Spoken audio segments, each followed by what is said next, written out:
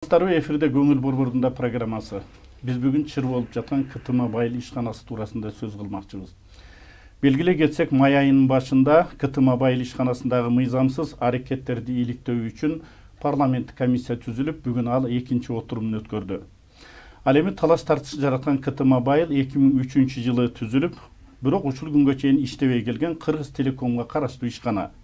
Ал Мегаком брендин алып жүргөн Альфа Телеком менен жарым жылдай мурдараак келишим түзгөн. Ага ылайык Мегаком өнөктөшүнө 345 миллион сом төлөп бермек.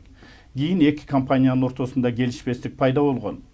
Буга кошумча ортодо бажа чыры дагы чыкты. Мында Ачык Өкмөт улуттук форумунун кызматтан кеткен катчысы премьер-министр Абылгазиевдин бир тууган бажасы Иманкадыр Ырасалиевдин дарегине КТ Мобайл компаниясы боюнча бир катар дооматтар айтылган. Анткени анын уулу Эрназардын КТ Мобайл ишканасынын директорунун орун басары болуп иштеп, чоң суммада айлык алып келгени айтылган. Биз мына ушул коомчулуктун көңүл борборундагы маселе боюнча парламенттик комиссиянын жетекчиси жана жогорку кеңештин депутаты Курманкул Зулушевду чакырганбыз студиябызга. Саламатсызбы? Саламатсыздарбы? Негизи парламенттик комиссия түзүлгөндө, ошону иликтөөдө эгерде бир бийликте кандайдыр бир тиешеси бар болсо, ага тоскоолдуктар, анан ошондой эле бир көрсөтмөлөр пайда болот да. Анын негизинде мынакей бүгүнкү сиздердин отурумуңуздарда аны жабык өткөрөбүз деп дагы чыгышты да айрым депутаттарчы. Бул эмне себептен мындай болду? Эмне сыр бар эле? Бул КТ Мобайл боюнча түзүлгөн убактылуу депутаттык комиссиянын ишинин экинчи отуруму бүгүн ачык отурумда болду, көрдүңүздөр. Ар бир катышкан депутаттын өзүнүн ою, себеби биз карап жаткан иш боюнча мамлекеттик сыр, мамлекеттин коопсуздугу деген маселелер бар да. Ошол биздин эле 100% мамлекеттин үлүшү бар компаниянын финансылык маалыматтары боюнча коопсуздук маселелери бар да. Ошону эске алды биздин кесиптешибиз сунуш кылып жабык өтөлдү деди. Өзүңүздөр көрдүңүздөр, кенен талкуу болуп, добуш берүүнүн жыйынтыгы менен ачык өткөрдүк. Себеби бардык жабык эшиктердин баары элге, коомчулукка күмөн туудура берет да. Бул жерде менин өзүмдүн көз карашымда эч кандай сырдуу маалымат жок. Биз ачык айкын, ачык өткөрүшүбүз керек. Ошонун негизинде отурум ачык өттү. Бардык суроолор ачык берилди, көрдүңүздөр, жооптор алынды. Эсептөө палатасынын берген маалыматы, справкасы боюнча КТ Мобайлдын кээ бир финансы каражаттар боюнча мыйзам бузуучулуктар айтылды, ошол аныкталды. Мунун бардыгына бүгүн комиссия жыйынтык чыгарып, чечим чыгара элек. Биз экинчи отурумду өткөрдүк. Эми комиссия өзүнчө жолугуп, жана топтолгон материалдарды иликтөө менен чечимди ошондо кабыл алып, палатага алып чыгабыз. Бирок ушул иликтөөдө кандайдыр бир тоскоолдуктар болду, анын кандай деген мына орчундуу мыйзам бузууларды аныктадыңыздар? Кандай тоскоолдук десем, бийлик тарабынан, өкмөт тарабынан тоскоолдук десеңиз, андай болгон жок. Мына көрдүңүздөр, биз ачык айкын алып баратабыз. Андай болбош да керек. Бүгүн биз парламентте өзү парламенттик комиссиялар баягы даттанып жүрүшкөн да, ушундай тоскоолдук болгон деп. Тоскоолдукту бүгүн мен көрө элекмин. Тоскоолдук жок. Парламент айкын, акыйкат чечимди кабыл алабыз. Депутаттык комиссия парламентке алып чыгабыз, муну палата чечет кандай болорун. Бул жак күндөр болот. Экинчиден, мыйзам бузуучулук бул негизинен 345 миллионго жанагы 47%-ын КТ Мобайлдын Мегаком утуп алган. Экөө келишим түзүп, бирдиктүү келишим негизинде виртуалдык оператор деп коет. Бул түшүнүк КТ Мобайл өзүнүн сим-карта жана единицаларды сатуу менен кызмат көрсөтүүдө. Мегакомдун толук бүгүн байланыш түйүндөрү бар да, республика боюнча. Ошол аркылуу чыкканга булар макулдашып ишти башташкан. Бирок кандайдыр белгисиз себептер менен же жаңы ошо КТ Мобайлдын жетекчилигинин тоскоолдугу, булар өзүнчө оператор КТ Мобайлды сразу эле өзүнчө оператор кылып күчтөндүрөбүз деп кошумча каражат талап кылган да. Мегакомдун жетекчисинин айтымында ал каражат 86 миллионго барат экен. Мегакомдо банкрот болот деп ошондон булардын ортосуна келишпестик келип чыккан. Ал коомчулукка билинип, маалымат массалык каражаттарынан жарыяланып, парламент четте калбастан биз ал маселени көтөрүп, депутаттык комиссия түзүп, мына бүгүн териштирүүнү жыйынтык дайындап калдык. Негизи ошол бул жерде сиз айтып атасыз да, өзүнчө бир компания кылып чыгарабыз деген, бул кандайдыр бир кызыкчылыкты көздөгөн эмеспи? Анткени себеби бизде болуп келет да мындай нерсе. Эми КТ Мобайлдын негизи түзүлүшү 27 мегагерц Бул ошол кайсы компания bizde бүгүн негизинен мамлекет 3 компанияда Мегаком, Ошко, Билайн. Кайсы компания утуп алса ошол үстөмдүк кылат экен жанагы 5 эме чыгышка азыр 4G боюнча да интернет маалыматтары 5Gга чыгышка теге эле үстөмдүк кылат экен да. Ошонун негизинде аукционго коюлган бардык компаниялар кызыктар болгон. Билайнда катышкан, алар 340 мың берген, бирок Мегаком 345 мың утуп чыккан миллион менен. Анын 168 миллион ошол эле убакта которуп берген. Биз депутаттык комиссия ушул которуп берген акча боюнча коомчулукка жанагы кызыктуу жагдай жараткан эмгек маянылар боюнча иликтедик. Эсептөө палатасы справкасын берди. Чындыгында КТ Мобайлдын жетекчиси Нурбек Мухаммед деген жаран бул эч кандай маяны албаптыр. Ал эми орун басары Олчойгон маян алган, март айында 388 мың алган. Бул жанагы кошумча надбавкалары менен сыйакы андан сырткары 178 мыңдан эмгек акысы болгон да. Андан кийин главный инженери ушундай жетекчи органдарында чоң эмгек маяны болгон. Бул эми Мегаком башка компанияларга салыштырганда азыраак, а бирок иштебеген компания үчүн албетте бул өтө чоң.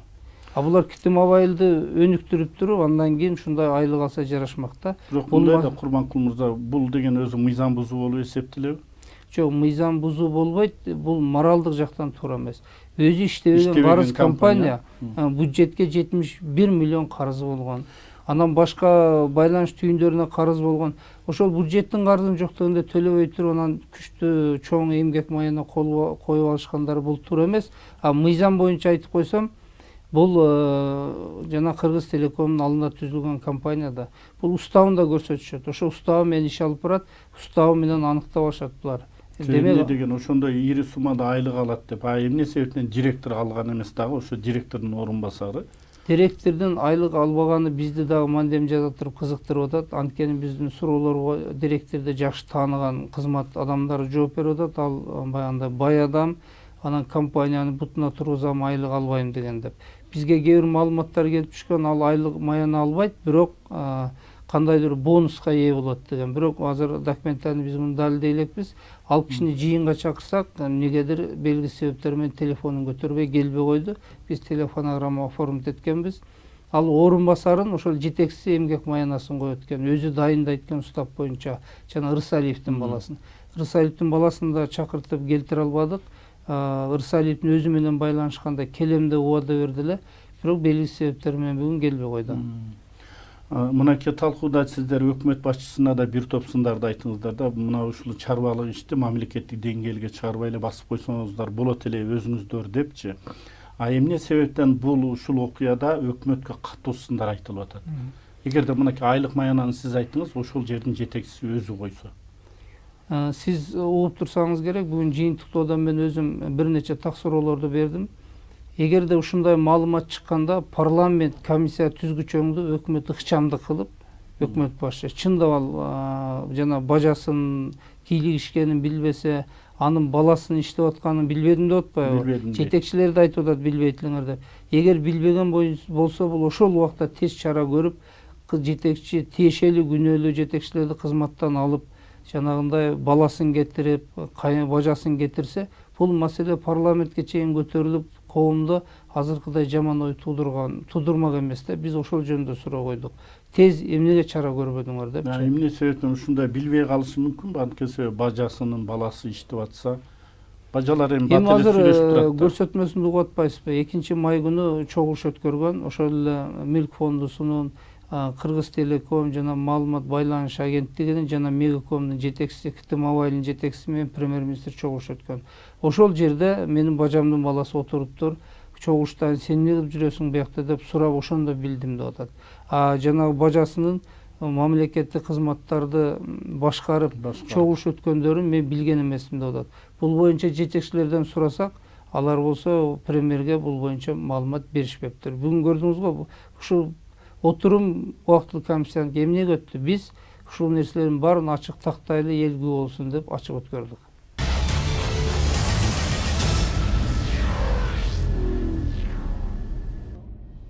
Бул компаниянын тагдыры кандай болот, алда көрө жатарбыз, бирок мындай да сиздер ошонун ичинде мыйзам бузууларды иликтедиңиздер. Дагы кандай мыйзам бузуу бар бул жерде? Бул негизинен депутаттык комиссиянын 3 гана милдети бар да. Мен сизге айтайын, биринчиси бул КТ Мобайлдын түзүлүшү мыйзамдуу эле. Бүгүн ошо альтернативный жана оператор түзгөнгө же виртуалдык оператор түзгөнгө мамлекеттин кызыкчылыгындабы? Ал 345 миллионго мыйзамдуу аукциондон өткөнбү? 168 миллион эмне себептен КТ Мобайл эмгек майынларга жок кылган, ушунун мыйзамдуулугун текшерип, экинчи премьер-министрдин жана туугандарын, бажаларын эмнеге аралаштырды? Ушул 3 маселе боюнча гана депутаттык комиссия изилдеп атабыз, изилдешибиз керек. Ал биздин өзүбүздүн рамкадан чыгып башка жактарга өтсөң, ол убакытта жетишпейт. Бирок мына ушуну иликтеп атканда ошо бажасынын өзүнчө баягы көмүскө таасир этүүчү болуп алганына өкмөт башчы мен эмнеге билген жокмун дейт, чынбы? Ошондой иш болуп аткан. Анан ошо кол астындагылар премьер-министрге ушундай болуп атат деп, сиздин бажаңыз келип алып ушундай неме кылып атат деп айтышы мүмкүн беле? Мындай да, мамлекеттик кызмат жана жетекчилер, булар мамлекеттик жетекчилер. Алар эмне себептен ошол эч кандай бийлик укугу жок адамга чогулуш кылса барган? Алар премьер-министрге айтыш керек болчу, бажаңыз мындай кылып атат, мындай кызыкчылык болуп атат деп. Буну мен ачык сурай бердим да, премьерге да ошо жетекчилерге уксаңыздар керек. Алар айтты, жок, премьер бизге көрсөтмө берген эмес, биз айткан эмеспиз деп. Тиги Мегакомдун башчысы айтып атат, ошо 2-майдан кийин мен премьерге кирип айткам деп, жана окуялар билинген да. Бул албетте туура эмес. Жетекчи өзүнүн жумушун бул билбегендик. Ыйгарым укугу жок адам чогуш кылса барып отура берген. Ал мамлекеттик бийликтин баркын чүргөндүк бул деген. Премьер-министр тарабынан муну билиш керек да, албетте билбедим деп атат. Аны эч кандай далил бүгүнкү күндө чыкпай атат. Жана жетекчилер эгер билген болсо ачык айтыш керек да. Бул жерден депутат комиссиянын дагы бир милдети, биз жалган жерден бирөөнү күнөөлөбөшүбүз керек, же жалган жерден бирөөнү актабашыбыз керек да. Биз калыс акыйкат чечимди парламентке алып чыгабыз буюрса. Курманкулов мырза, мындайда эгерде кандайдыр бир мыйзам бузуу болсо, же ушундай учурлар болгондо кандайдыр бир жаза болбосо же чара колдонулбасачы бул кайталана берет. Көмүскө таасир эткен, мисалы үчүн өкмөт башында туруп алып мындай окуялар буга чейин да болгон, билесиз да. Анан айтыңызчы, ушул жерде кандайдыр бир жоопкерчилик болобу? Албетте болот. Биз депутаттык комиссиянын чечими бул саясий, билесиз.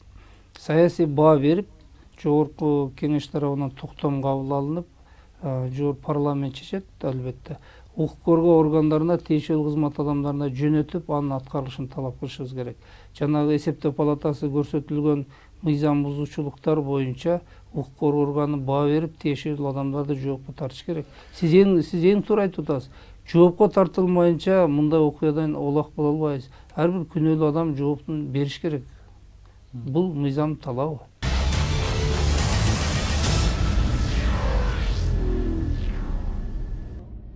Негизи ушул муну бажа гейт деп койбоду, коомчулук. Президент айтып атат, тууганымы, башканы, жакынымы бул кызматка алып келбейм дегени азыр мындайда микроскоп менен эле карап отурат. Азыр деле канча сындар айтылып атат, чынбы, бийликке. Бул ушул бажа окуясы, бул мына ушул президенттин ушундай туугандарды алып келбейм деген аракетине мындай чекилик болгон жокпу? Демек өлкө башчы ошондой талапты койгондон аткаруу бийлигинин башында турган өкмөт башчы мындай нерсеге жол бербеш керек эле. Жол бербеш керек эле. Бул албетте моралдык жактан чоң күнөө, туура эмес нерсе. Биздин парламенттик комиссиянын максаты ушулардын баарын изилдеп чыгып парламентке алып чыгып бериш. Парламент өзүнүн баасын берет. Мындайда биз Кыргызстан ансы деле биз адис жагынан аксап келебиз да. Балким ошол бажасы чындап эле кыйын адистир. Анткени өзү дагы айтып атат, мындай мамлекеттик сыйлыктарга ээмин, мында деле иштеген, мурунку президенттер деле иштегенмин депчи. Эгерде ушул окуя болбосо, мына береки чыр болбосо, алар дагы эле иштеп келе бермек беле. Анан мындан сырткары негизи ушул тууганчылдыкты токтотуш керек деген менен биз эми адиске да карашыбыз керек да. Бүгүн дагы тактоо болду, сиз туура айтып атасыз. Тууган деп эле кээ бир адистерди биз жолотпой койгон дагы туура эмес. Эгер мурда иштеп аткан болсо, ал ошол тармакта иш алып барыш керек. Бирок кеп башкада бүгүн биз тактоого аракет кылдык. Иманкадыр Рысалиев, премьер-министрдин бажасы. Бул премьер-министр тарабынан дайындалдыбы же эл аралык уюм өзү дайындады? Суроого жооп берди, өкмөттүн эч кандай тиешеси жок деп отурдуңуз. А баласы боюнча сураганыбызда бул жанагы акционердик коомдор жөнүндө мыйзамдын талабы боюнча бул Кыргыз Телеком жетекчисин шайлаган КТ Мобайлдын. А жетекчи өзү ушу Рысалиевдин баласын алып келип, орун басар кылып, чоң өлчөмдө айлык койгон да. Тилекке каршы ошол жетекчини биз отурумга катыштырууга мүмкүнчүлүк болгон жок. Эмне себебин билиш керек эле. Рысалиев күчкө салып баласын орун басар кылдыбы, же премьер буйрук бердиби? Буну бир гана ошол жетекчиге таандык да, ал бүгүн бизге табууга мүмкүнчүлүк болбой жатат. Анан бүгүнкү күндө мынакей маалымат чыкты, Рысалиев Иманкадырдын ошол уулу Эрназар алган айлыктарын кайра төгүп берди деп. Ушуга сиздин көз карашыңыз кандай? Эми бул комиссияныкы эмес, жеке мен өзүм көз карашымда бул туура эмес. Эгерде ал күчтүү азиз болсо, эмгектенген болсо, эмгек маяны алды. Аны төгүштүн кажети жок болчу. Төгүп койгондун себеби бул моралдык жактан уятын билип, иштебеген компаниядан олчогон каражатты алып алган уялгандыгы да. Уялгандыгы экинчиден туура эмес экендигин бул далилдеген деп ойлойм мен.